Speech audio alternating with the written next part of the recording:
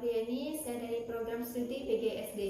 Di sini saya akan menjelaskan materi mengenai keterkaitan antara logika, bahasa, dan penalaran. Nah, di sini saya akan menjelaskan mengenai logika. Secara etimologis, istilah logika berasal dari bahasa Yunani, yaitu logos, yang kemudian membentuk kata logikos, di mana artinya adalah suatu pertimbangan akal atau pikiran yang diungkapkan dengan kata-kata atau bahasa. Nah, setelah membahas mengenai pengertian logika, di sini saya akan membahas mengenai manfaat logika.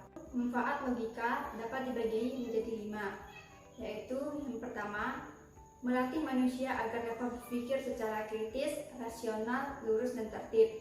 Yang kedua, melatih kemampuan manusia untuk berpikir secara cermat, abstrak, dan objektif. Yang ketiga, meningkatkan kecerdasan dan kemampuan manusia dalam berpikir secara mandiri dan tajam. Yang keempat, mendorong manusia untuk berpikir secara sistematis. Yang kelima, meningkatkan kemampuan manusia untuk melakukan analisis terhadap suatu permasalahan. Adapun macam-macam logika, secara umum logika dapat dibedakan menjadi 2 jenis, yaitu yang pertama logika alamiah.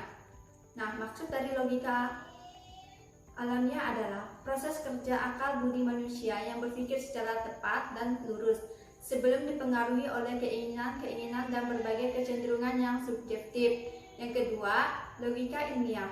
Maksud dari logika ilmiah adalah kinerja nalar manusia yang mempertajam pikiran dan akal budi manusia. Dengan adanya logika ilmiah ini, maka akal budi manusia dapat bekerja dengan lebih tepat, teliti, mudah, dan aman, sehingga terhindar dari kesesatan berpikir atau ketidaknya mengurangi kemungkinannya.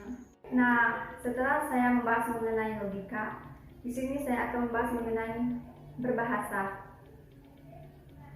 Nah, keterkaitan antara bahasa dan logika adalah yang mana yang kita ketahui, logika adalah cara kita berpikir secara logis dan kreatif.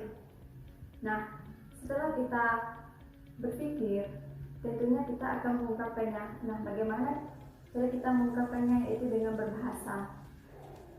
Berpikir dan berbahasa adalah 2 sejoli yang sulit dipisahkan, bahkan seperti 2 mata uang dalam sekeping uang yang sama. Berpikir adalah berbicara dalam diam, berbicara dalam diri sendiri, dalam batin dan orang lain.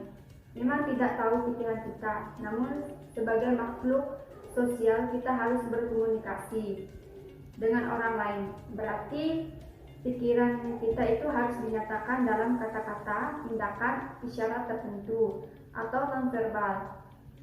Nah, untuk menyatakan pikiran itu butuh alat, yaitu berbahasa, baik lisan maupun tulisan.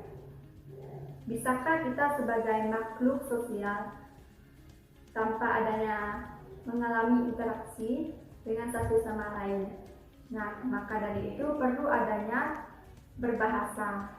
Nah, jadi itulah pentingnya kita sebagai makhluk sosial berbahasa dan berinteraksi dengan satu dan yang lainnya. Nah, setelah saya membahas mengenai logika, di sini saya akan membahas mengenai berbahasa. Nah, keterkaitan antara logika dan berbahasa adalah yang mana yang kita ketahui, berlogika adalah cara kita berpikir secara kritis. Nah, setelah kita berpikir, tentunya perlu adanya ungkapan. Nah, bagaimana cara kita mengungkapkannya itu? Yaitu dengan berbahasa.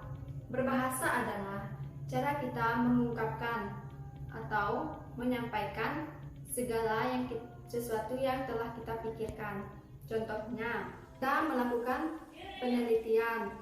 Nah, tentunya kita sudah memikirkan penelitian itu. Setelah kita memikirkannya, perlu adanya tindakan atau ungkapan. Nah, jadi dengan itulah caranya kita mengungkapkan pikiran kita melalui berbahasa. Nah, setelah saya membahas mengenai berbahasa, di sini saya juga akan membahas mengenai penalaran. Yang mana penalaran dalam logika merupakan suatu proses berpikir untuk mencapai sebuah kebenaran yang rasional. Logika menggunakan akal pikiran dan sebagai transportasi mencapai kehendak tersebut.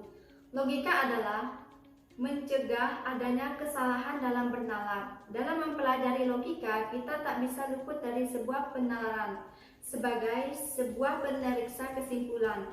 Banyak juga penalaran diartikan sebagai jalan kebenaran,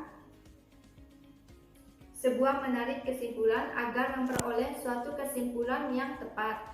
Jadi kita harus mempunyai pola pikir yang tepat, akurat, rasional, dan objektif. Inilah suatu hal yang terdapat dalam pembahasan logika. Adapun kelebihan dalam menguasai logika yaitu kita dapat mencapai suatu nilai-nilai pengetahuan secara praktis.